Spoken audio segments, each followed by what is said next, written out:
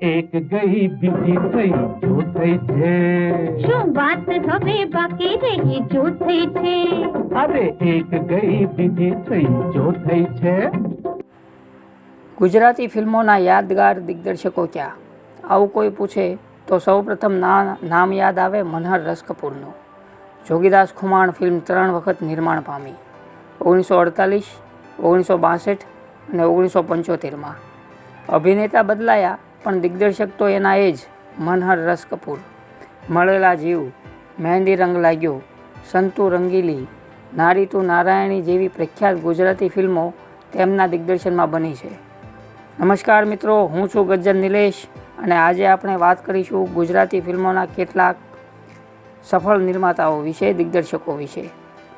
તો આપ અમારી ચેનલ પર પહેલીવાર વિડીયો જોઈ રહ્યા હો તો અત્યારે જ અમારી ચેનલને સબસ્ક્રાઈબ કરી દો અને બાજુમાં આપેલા બેલ આઇકનને પણ દબાવી દો, જેથી અમારા આવનારા નવા વિડીયોના નોટિફિકેશન આપને તુરંત મળે. સાથે જ અમારા ફેસબુક પેજ અને ઇન્સ્ટાગ્રામ આઈડીને લાઇક કરવાનું ભૂલતા નહીં. જેસલ તોરલની સફળતાએ ગુજરાતી ફિલ્મોને આપ્યા રવિન્દ્ર દવે અને સફળતા જાણે તેમના નામ સાથે જોડાયેલી હતી. રાજા ભરથરી, હોથલ પદમણી, કુંવરબાઈનું મામેરું, શેતલને કાંઠે, માલવપતિ મુંજ, સોન કંસારી, પાતળી પરમાર જેવી લગભગ તમામ સુપરહિટ ફિલ્મોના દિગ્દર્શક હતા રવિન્દ્ર દવે. શ્વેત શ્યામ સમયે આ બધી જ ફિલ્મો અરવિંદ પંડ્યાને લઈને બનેલી. એક રીતે રવિન્દ્ર દવેને આ ફિલ્મોના રિમેકમાં સફળતા મળી.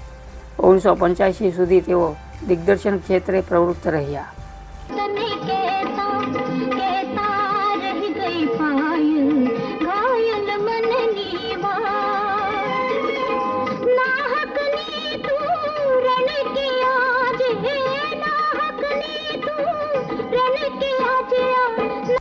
ચંદ્રકાંત સાંગાણી.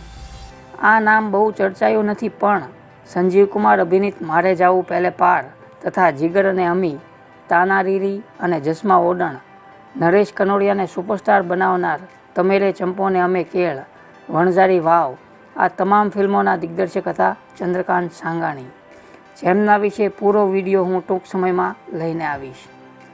પ્રથમ સિનેમાસ્કોપ ફિલ્મ સોનબાઈની ચૂંદડીના દિગ્દર્શક હતા ગિરીશ મનુકાંત. શેઠ સગાળશા, લંકાની લાડીને ઘોઘાનો વર, હર હર મહાદેવ, મહાસતી સાવિત્રી, સતી મદાલસા અને મહીસાગરને આરે જેવી મલ્ટી સ્ટારર અને ખર્ચાળ ફિલ્મોના દિગ્દર્શક ગિરીશ મનુકાંત પ્રથમ ગુજરાતી દિગ્દર્શક હશે જેમણે ખર્ચાળ સેટ અને ઇન્ડોર શૂટિંગમાં સ્વપ્ન દ્રશ્ય આપ્યા. આવા જ સ્વપ્ન દ્રશ્યો અને દક્ષિણની હિન્દી ફિલ્મ જેવા મોટા સેટ સાથે દિગ્દર્શનમાં આવ્યા હતા મેહુલ કુમાર, જે પછી હિન્દી ફિલ્મોના નિર્માતા દિગ્દર્શક બની ગયા.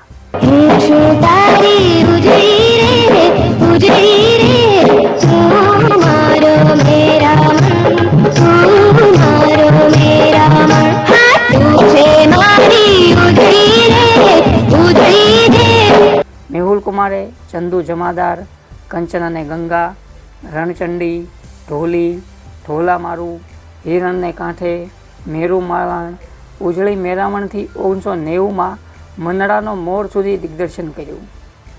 આવી જ ફિલ્મો જેવી વાર્તા તથા શહેરી કથાનકના દિગ્દર્શક હતા અરુણ ભટ્ટ.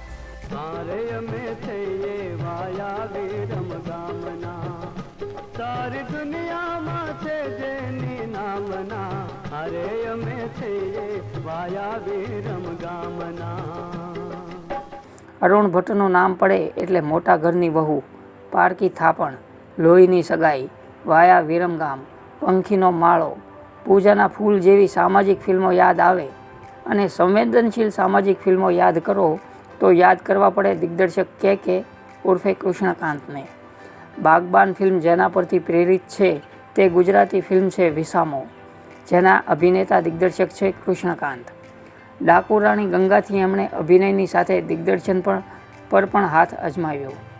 કુળવધુ, ઘર સંસાર, મા દીકરી, જોગ સંજોગ, ધર્મો, પ્રેમ લગ્ન જેવી સામાજિક ફિલ્મો તેમણે દિગ્દર્શિત કરી.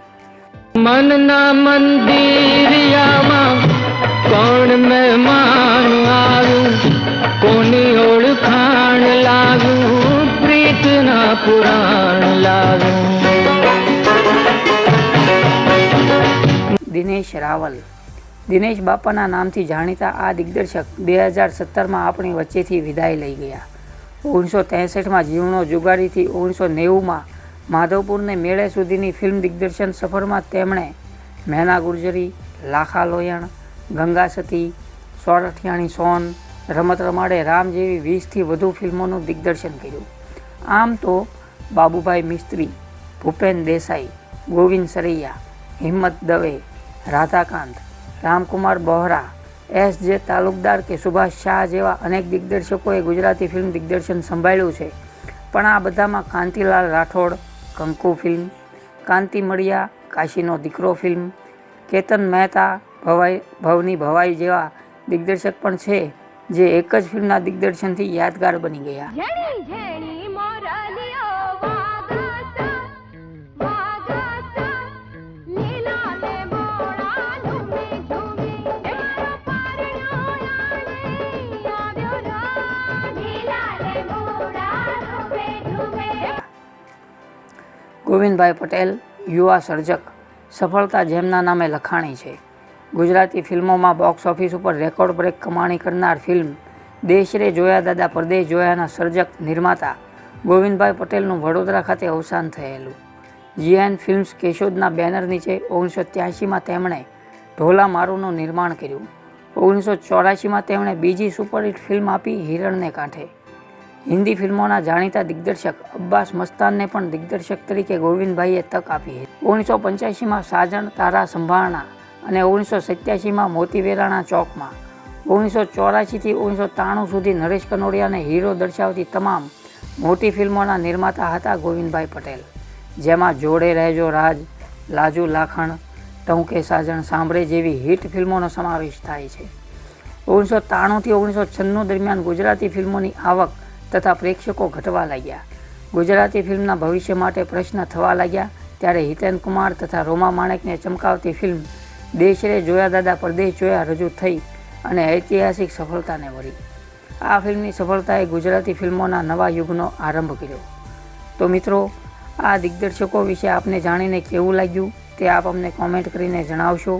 તે સાથે જ જો આપ અમારી ચેનલ પર પહેલીવાર વિડીયો જોઈ રહ્યા હો તો અત્યારે જ અમારી ચેનલને સબસ્ક્રાઈબ કરી દો અને બાજુમાં આપેલા બેલ આઇકનને પણ દબાવી દો, જેથી અમારા આવનારા નવા વિડીયોના નોટિફિકેશન આપને તુરંત મળે.